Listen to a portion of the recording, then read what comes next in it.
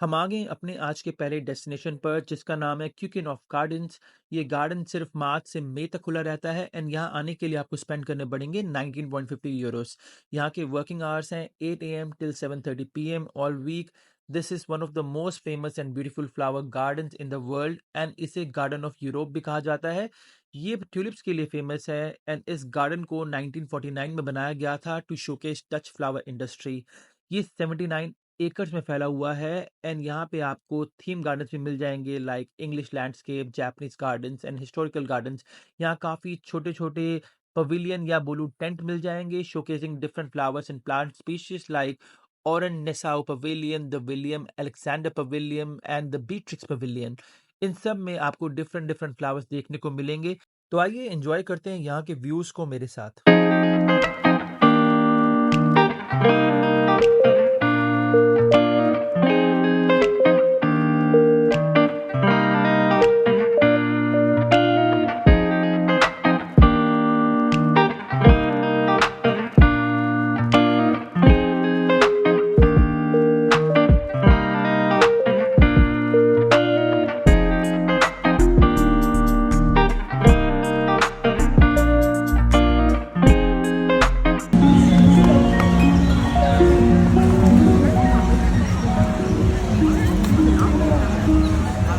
अब हम आ गए हैं अपनी आज की सेकंड डेस्टिनेशन पर जो है एन फ्रैंक हाउस। ये यहाँ का एक हिस्टोरिकल म्यूजियम है जिसका पर्पस एन फ्रैंक की याद को बनाए रखना है। ये खुला था 1960s में एंड यहाँ आने के लिए आपको देने पड़ेंगे 16 यूरोस। ये वही बिल्डिंग है जहाँ एन और उसकी फैमिली मेंबर्स नाजी से छुप के रहा करते थे 1942 टू 1944 ड्यूरिंग वर्ल्ड वॉर 2। ये बिल्डिंग सीक्रेट एनेक्स के नाम से भी फेमस है। एन एक जर्मन बॉर्न जूइश लड़की थी जो अपनी फैमिली और 4 दूसरे लोगों के साथ सीक्रेट एनेक्स में छुप के रहा करती थी जो उसके फादर की ऑफिस की बिल्डिंग के ऊपर था। ये सीक्रेट एनेक्स एक हिडन स्पेस था एक बुक केस के पीछे। सामने आपको बुक केस दिखेगा लेकिन पीछे पीछे एक डोर थी जिसे खोला जाता था और वहां वो लोग रहते थे। वो यहाँ तक 2 साल तक छुप के रहे एंड फाइनली अगस्त 1944 में नाजिस ने उन्हें पकड़ लिया। इन 2 सालों में एन ने एक डायरी लिखी एंड अपने इस डे टू डे एक्सपीरियंस को उसमें लिखा कि डायरी बाद में फेमस हुई the diary of a young girl के नाम से। इनके अरेस्ट के बाद नाजिस ने इन सब लोगों को अलग अलग कंसंट्रेशन कैंप में भेज दिया एंड जहां सब लोगों की डेथ हो गई apart from her father Otto Frank. इनके अरेस्ट के बाद एन की ये डायरी माइक गाइस को मिलती है। माइक गाइस वही इंसान है जिसने फ्रैंक की फैमिली को छुपने में मदद की थी। बाद में वो इस डायरी को ओटो फ्रैंक को दे देते हैं एंड वो उस डायरी को पब्लिश कर देते हैं इन 1947। The diary became an international best seller and translated into many language. ये म्यूजियम आपको एक मौका देता है एन की लाइफ और ट्रबल्स को एक्सपीरियंस करने का।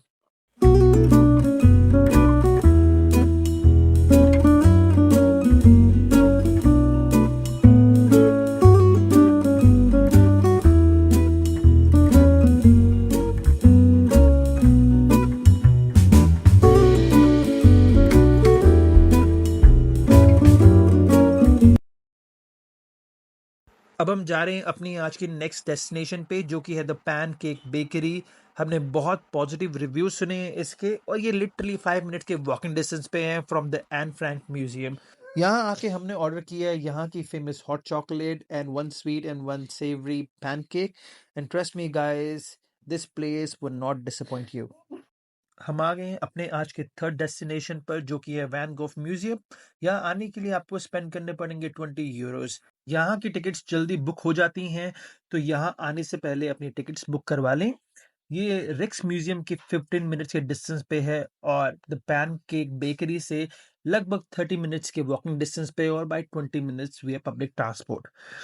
चलो अभी वैन गोफ म्यूजियम में जाने से पहले आपको एक स्टोरी सुनाता हूँ वैन गोफ की। शायद आप में से कुछ लोगों को पता हो उसके बारे में पर जिन्हें नहीं पता उन्हें पता चल जाएगा। It's really a sad story. Vincent Van Gogh एक फेमस डच आर्टिस्ट था जो कि 30 मार्च 1853 में पैदा हुआ। इसे बचपन से ही पेंटिंग करने का शौक था एंड 1886 में वो पेरिस मूव हुआ। वहां पे जो इसने आर्ट वर्क देखा उससे वो बड़ा इन्फ्लुएंस हुआ एंड वहीं से उसे आर्टिस्ट बनने की इंस्पिरेशन भी मिली। बट लेट 20s में उसकी मेंटल हेल्थ खराब हो गई और वो बार बार डिप्रेशन और एंजाइटी में जाने लगा। He struggled a lot with his mental health problems but still वो अपने आर्ट को लेके काफी कमिटेड था एंड अपने सारे इमोशंस को वो आर्ट के जरिए ही प्रेजेंट करता था। वैन गॉफ का एक फेमस मेंटल हेल्थ इशू हुआ था दिसंबर 1888 में जहाँ पे after having an argument with his friend Paul उसने अपना कान ही काट लिया था। अम, आज हम जब वैन गॉग के बारे में जानते हैं, उनकी पेंटिंग्स को बहुत पसंद करते हैं, लेकिन आपको ये शायद सुनने के बाद शॉक लगेगा कि ये रिकॉग्निशन जो उसे मिली है, वो उसको मरने के बाद ही मिली है। जब वो ज़िंदा था, nobody even knew about him. उसके काम को कोई एप्रिशिएट नहीं करता था और काफ़ी लोगों को तो समझ ही नहीं आता था। वो फाइनेंशियली बहुत स्ट्रगल किया, मतलब पैसों के लिए वो सिर्फ़ अपने भाई पे रिलाय करता था, जिसका नाम था थियो। In 1890 at the age of 37 van गोफ के मेंटल हेल्थ इश्यूज काफी बढ़ गए and he tragically took his own life by shooting himself in the chest. उसकी कुछ फेमस पेंटिंग्स मैंने अपनी इस वीडियो में लगाई है एंड आई विश जो रिकग्निशन उसके काम को आज मिल रही है वो उसे पहले मिली होती तो शायद उसे भी अच्छा लगता। अब हम जा रहे हैं अपनी आज की फाइनल डेस्टिनेशन पे जो कि है हाइनेकेन एक्सपीरियंस। हाइनेकेन नाम सुन के आपको पता चल गया होगा कि एक बियर म्यूजियम टाइप का कुछ होने वाला है।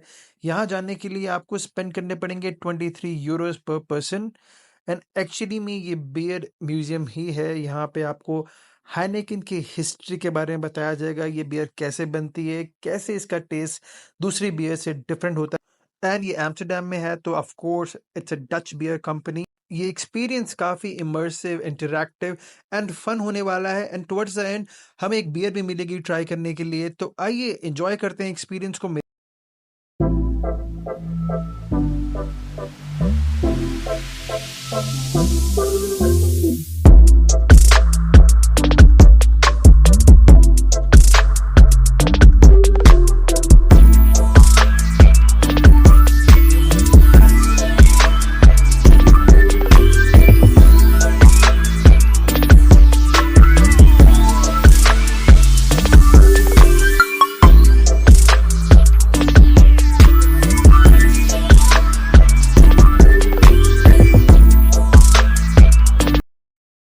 अब हम आ गए हैं रैम स्क्वायर जो कि ऑफ कोर्स यहाँ का एक फेमस टूरिस्ट अट्रैक्शन है।